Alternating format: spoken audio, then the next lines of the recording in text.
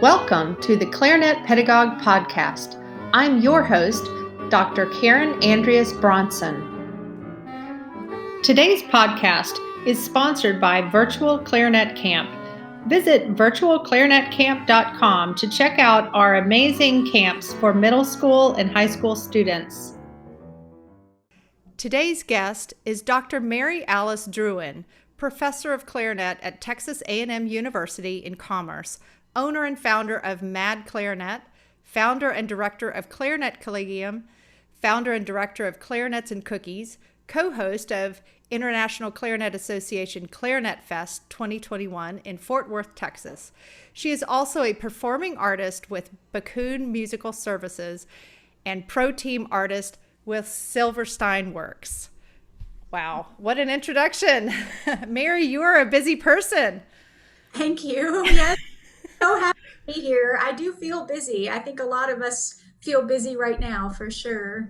But when you love what you do what you love, So I know that you're an enthusiast as well, and you're awfully busy, and I'm just really grateful that you invited me today. Yes. Well, thank you. Thank you for being here. And I'm excited to get going with this podcast. So when I put together this first podcast, I thought of nobody else but you to be my first person to interview, because you have so many pedagogical resources on your website, madclarinet.com. So I would love to hear you talk about these resources. Can you tell me about how you put them together and who you created them for? Sure. Yeah, I just have been teaching now for a really long time, and like many clarinet teachers out there, I have a lot of favorite resource materials, just fantastic books from clarinetists from all over the country and even the world, with great ideas and great music and great suggestions for teaching. And also in my own teaching, I do a lot of creation, and I work with my own students specifically with their issues in the moment. And I think great teachers are always interested in being creative and following the need that's in the room at the moment. And I found myself I've been at the university now for 18 years in Texas. Wow. And I know that's impressive. It doesn't seem like 18 years, but I find myself repeating a lot of the same types of information that students are in need of about basic clarinet fundamentals and approaches to understanding how to get better response from the instrument and get better response in their practice time. And I didn't have a resource that had my pedagogy in it. And so right. A little egotistical, I don't know, but I just thought if I could just show these students what I mean in a book, so when in their practice room, they remember what it is that I'm telling them, it's going to be much better for their learning. But I actually created them in the process by thinking about it in more of a broad scope. If a student doesn't have a lesson teacher, how are they going to get that information? And how can I deliver it so that it makes sense to them, even though I'm not in the practice room and they haven't had the lesson? So I hope at least that's what the books are able to accomplish for young students and even students that may find themselves needing to correct some bad habits. Yeah. So what age group would you say is most appropriate for your books that you have? I think it probably would depend on the book for sure. But they're designed in a way that if a student has some basic information about the clarinet and they can make their first sounds on the clarinet, that they can read and find out more information about how to make things better. So, for example, I have a book about care and assembly for the instrument that a teacher could use with a very young beginner that talks about how to locate the top and bottom of the case and how to work the clasp of the case so you don't spill your instrument on the ground. I know that's every teacher's worst nightmare. Oh, yeah. Oh, definitely. Yeah, I've had that happen with students. So this is something like some resources that lesson teachers could use as an extension of their lessons, or band directors could use as well? Absolutely. And that particular book I know is being used in a couple of college woodwind method classes. It's a good supplement to resources that are not real clarinet specific. Right. I tried to include some information about bridge keys with really close up pictures so that when you say watch the bridge keys, they know exactly what they're looking for rather than it being somewhat abstract. So Right. it's probably great for any band director that's currently teaching that just wants a little more colorful visual on the screen so the kids can attach to that. That's wonderful that they're using those in woodwind pedagogy classes and woodwind method classes at colleges. That's going to be a great resource because they're going to need those because they're going to be future band directors as well. So that's good. Great. So tell me about these. I know on your website you have these warm-up packs. Tell me about a little bit more about these warm-up packs and what's included in them. And can band directors use these with their online resources, online teaching? Okay, great. Yeah, I would love to talk about the warm-up packs. It's a little bit confusing because I don't think anything like this has been created before, which is one of the reasons that I spent some time creating them, and I'm hoping to get in there and do some more versions. I just have the first 3 right now, but I put these warm-up packs together specifically for my own teaching as a guest artist. I find myself often in situations where I have a master class with an entire cluster of clarinets from different age groups and ability levels. And it's very difficult sometimes to engage all of the different minds in the room and keep them interested in what's going on and learning. Yeah. And I specifically found this to be true when I do the Clarinets and Cookies project, which is a clarinet choir holiday extravaganza, basically, where we get together and have a rehearsal and have a big break and visit and then come back and play Christmas or whatever holiday music together and have a reception afterwards. Right. But with 6th grade beginners in the same room with my college students and professional members of, of area ensembles or community bands. Right. And I needed repertoire to use for warm-ups in these groups that could be approachable by a young 6th grader and also have some more interesting parts for older students. But I specifically wanted to include some pedagogical concepts in there specific to the clarinet that might be left out of instruction sometimes. So, yeah. What are some topics that you cover in those? Well, the things that students don't often get when they don't have a private lesson teacher. So, for example, the role of the first finger into the A key.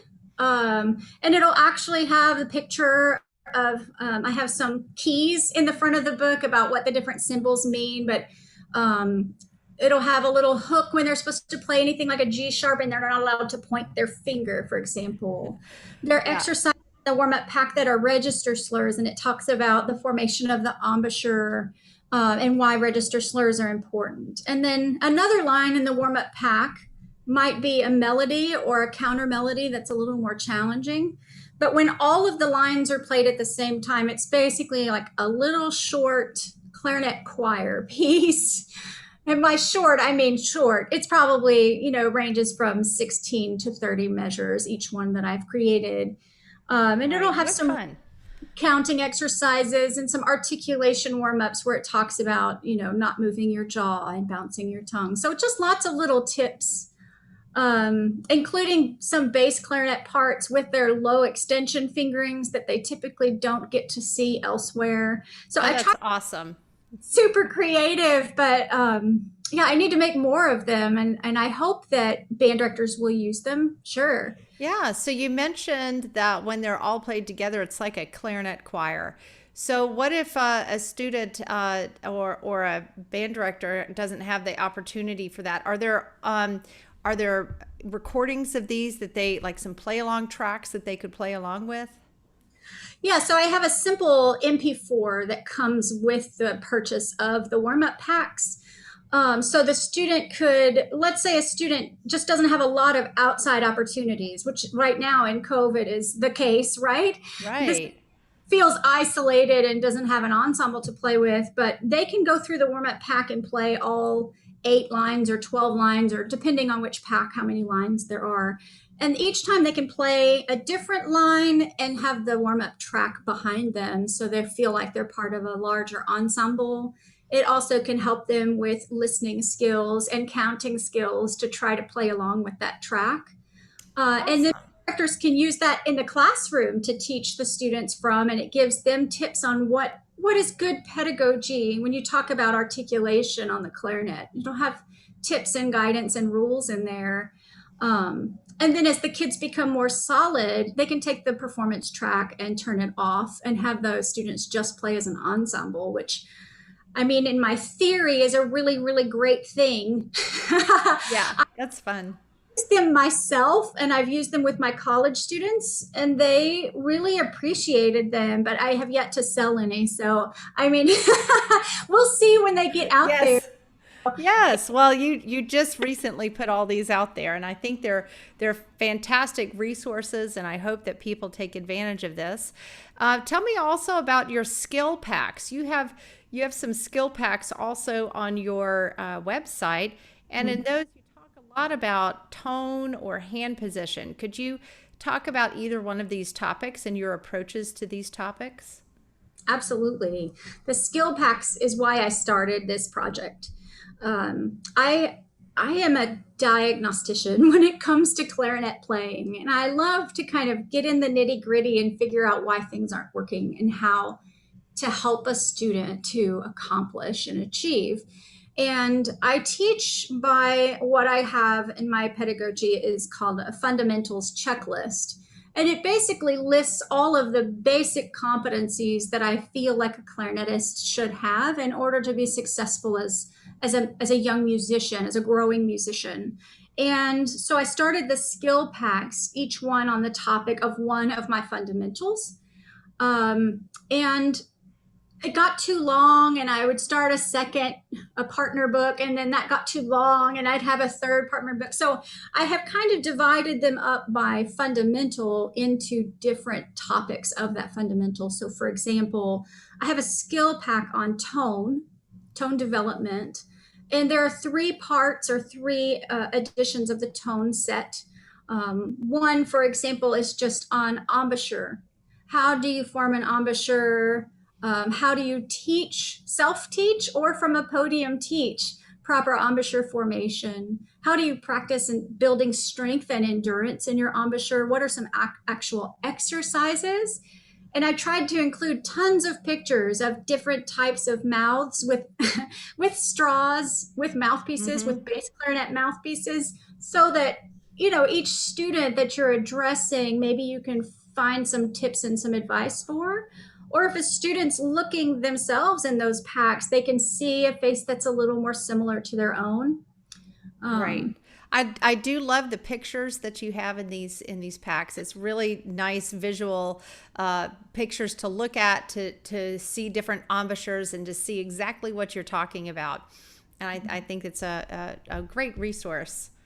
well, I appreciate that. And some of those are my children who don't play clarinet, which I find really entertaining. But, sometimes it's easier to teach an embouchure to a student that has no bad habits. Right. Yeah. And it's very difficult to change habit. And so that's something else that's discussed in the book, how to practice embouchure building and just step by step things that you can do with a mirror and with a straw and with your mouthpiece. And but yeah, I have some pictures of some younger students and also some of my college students, and my own face is in there.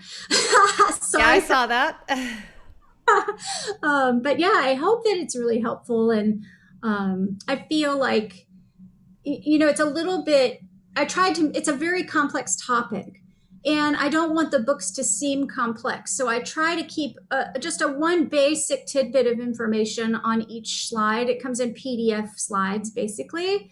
And simple facts and information, and one big thing per page so that it's not too overwhelming. So if you wanted to use it like on an overhead projector in a classroom, or say you're teaching through Zoom and you want to share screen with them, they don't get flooded with tons of words to have to read and pictures to comprehend, but it's a little less threatening, if that's the Right. word. Right. Yeah. Well, these days we're looking for so many different resources that can help us with that online teaching, and different ways to grab students' attention and keep them motivated and have them feel like they're learning something. And we really want to connect with them. And it is difficult. We're feeling more distant from our students. So this is something that can be a nice aid to help them to get the points and to make it more interesting. So that's awesome. And then you have we talked a little bit about your approaches on the tone. What about hand position? You have several that are about hand position. Yeah, I'm super passionate about hand position and finger motion and also rules. And I know you and I had talked once before about kind of the lost pedagogy, right? We have Right. great teachers in our history, in the clarinet history. And we have these great resources and this great pedagogy to fall back into, but sometimes the resources are lacking the text. So, for example, you get in your close mechanism exercises, and you know how to close your tone holes, but it doesn't tell you how to put your fingers on the instrument and how to hold an arch in your fingers and what to do if your pinky is locking. And then you go to your practical studies in your close book, and it has all the right exercises for learning your side keys, your sliver keys, your fork fingerings, your pinky left and your pinky right. But Right. it doesn't have the text along the side that says you shall not flip flop, right? Like, Right. Right. and Right. so Exactly. yeah, and I find myself teaching the same language over and over. And sometimes when I say something to a student about a rule, like keeping your pinky in your right hand in arpeggios when you have only one pinky note, they're like, I'm "Where?" very passionate about that, by the way. Well, I didn't learn that until graduate school, and I was quite offended. Someone should have told me. Right. But yeah, Right. like, I quite often get a student that says, "Where is that written down?" Right? And My answer is it doesn't matter. It's my rule. So yeah. right. And that's the thing. We learn these rules from our great mentors and our great teachers. And you've had great teachers, and I have had great teachers, and I'm so thankful for it. But what about that kid Yeah. who don't have that opportunity? They don't have the money to do that, or maybe they just are living in a place where there are no clarinetists around. And I want to, a lot of those rules are so easy to teach. It's Hmm. not really complex. So I wrote them down and I went finger by finger through the instrument. What does this finger do? And when does it do it? And when does that rule change? And I Right. hope it's helpful. I wrote a ton of little musical snippets to go with it. And it was an enormous amount of work. But I'm Oh, so I'm sure. it's really, I take a lot of pride in that because I just want to be helpful, and I feel like my students need that, but maybe someone else really needs that even more because they won't have that connection with a great teacher in a practice room or in a lesson. And hopefully it's easy enough for a sixth grader to understand. I think a lot of it is built that way. Right. Yeah, because so you mentioned like the close books and stuff like that. If you pick up those books and you don't know that you should use this finger here or this one there, and how your hands should look, like you said, it doesn't say anything. So you can pick it up and you can play it and just wonder why you're struggling. So the point of all this stuff and the reason we have rules is to make it easier and make the music sound more beautiful, and just like I said, make it easier so you're not having to like work so hard at making certain fingerings work. Well, maybe there's a better option. Maybe it's your hand position. So Right. my approach, I always tell my students that we have rules. Here's the rule number 1. Here's rule number 2, and then we go through different rules about hand position, and then I say, okay, now sometimes we break it. So just like the English language, we learn the rules and then we break the rules, right? So there are times where we have to know, but you have to know how to navigate through that, where we use these certain fingerings. However, here we have to break that rule. And but there are not enough resources out there that's addressing this issue. So if you don't have a lesson teacher or a band director that knows that, then they're really, really struggling when there's no need to struggle through certain technical passages. So that's. And I'm glad you mentioned band directors, because one of the hardest things in the world I could imagine is being a band director and teaching multiple instruments. That is not my gift in life. Like, I have one talent and that is it. But I can't imagine a band director who is a trombonist, for example, and is, they've passed woodwind methods and they've gone on to teaching and they really handle a lot of brass instruction. Then all of a sudden a student comes to them and says, I don't know what to do with my pinkies here. I completely understand if you don't understand pinky substitutions and slides and when to do which one, because It's complicated. It's complicated even for clarinet players. And so this resource, the one on hand motion, for example, actually uses color-coded fingerings. Yay! That says, this is a red right and this is a left green or whatever, and why we need to do that to avoid a pinky nightmare. And people that I've shared those particular pages with, pinkies, for example, they are so grateful, and especially for the color coding. For anyone who doesn't know, Brett Pimentel Woodwinds has a great fingering builder on his website, and I tip that all the time because I'm using that fingering builder to use some really good resources for people. So go check that out and support his business, because that's an amazing tool. He's got a lot of amazing tools on his website, but that one is my favorite. Could you say that website again? Pimentel. I'm sorry, it cut you off at the beginning, so just say it one more time. Sure. His first name is Brett and his last name is Pimentel, Pimental, I believe. But yeah, he has got a woodwind page that's really nice. And that I think it's called the fingering diagram builder or something like that. But that's a great resource. And I'll try and include that in a comment somewhere with this podcast. So, or if anyone has any questions, you can also get that from me and I'll send that on. Yeah, I can send it to you. It's super easy to use. You just click on what hole you want closed and what color you want it. And he's got a little PayPal button on there. You can gift him, which I have found very helpful. So yeah, that's a great one. Anyway, we can help each other out, right? Yeah. And honestly, I had no idea how to build my own fingering diagram creator.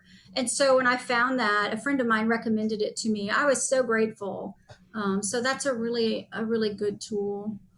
Awesome. I've also created some free resources for band directors. So one of the ones that people have been really excited about is a new little pamphlet I put together. It's super short. It's called Throat Tones. And it explains in the most simple terms what throat tones are, why we have to correct them, what it's called when we correct them, what that fixes. And here are some samples of how to do that. It is 6 slides. It's the shortest thing. But I've had many band directors message me after getting it and say, I never really understood this. Thank you so much. And, I think sometimes we're too busy to ask the questions, or even sometimes embarrassed to ask a question, and that's okay. But throat tones are complicated. Mm-hmm. I tried to make this the basic version. You can give this to a 6th grader or a 7th grader who's never heard of resonance fingerings, and they can get it. They will read that and go, oh, okay. And hopefully get some good pedagogy going really young on that particular skill, because it's so important for clarinetists. And it's hard to teach if you just don't have the information. Yeah, absolutely. Absolutely. Well, this has been really wonderful. I have a feeling that I'm going to have to invite you again as a guest on this podcast because there's so much to discuss. Yeah. Yeah, that would be wonderful for us to do a follow-up. But thank you, Mary, for being here today. And where can people contact you? How can they contact you? And where can they find all of these resources? So there's a few ways to find me. My business that I created is called Mad Clarinet, MAD, Mad. That's my initials. I'm also a little crazy. But the website is madclarinet.com. Super easy to find. And there's contact information on there that you can send me communication that way. And I also have my personal website is druhanclarinet.com, which is a little harder to spell. We can put it in the on your. I'll put it in a comment. Okay, great. And then of course I work through a university. So if you just search Mary Druhan and clarinet, you're going to find me pretty easily. So yeah, I'm happy for any questions. And I just want to thank you for starting this new project and getting everything started. It's going to be a big channel, and I'm super happy to contribute and help you in any that I can. Thank you. I just realized that there's just a lot to talk about with clarinet pedagogy. So I thought, let's just start right here at the heart of it all. So thank you again. And we'll see you again on another podcast. All right. Sounds great. Thank you. Bye. Thank you for listening to this episode of the Clarinet Pedagogue Podcast, the podcast that is dedicated to discussing how teachers can improve the skills that will maximize their students' potential. This is your host, Dr. Karen Andreas Bronson, reminding you to take advantage of the teaching resources that are available at madclarinet.com. Also, visit our website for information about this episode and much more at clarinetpedagogy.com.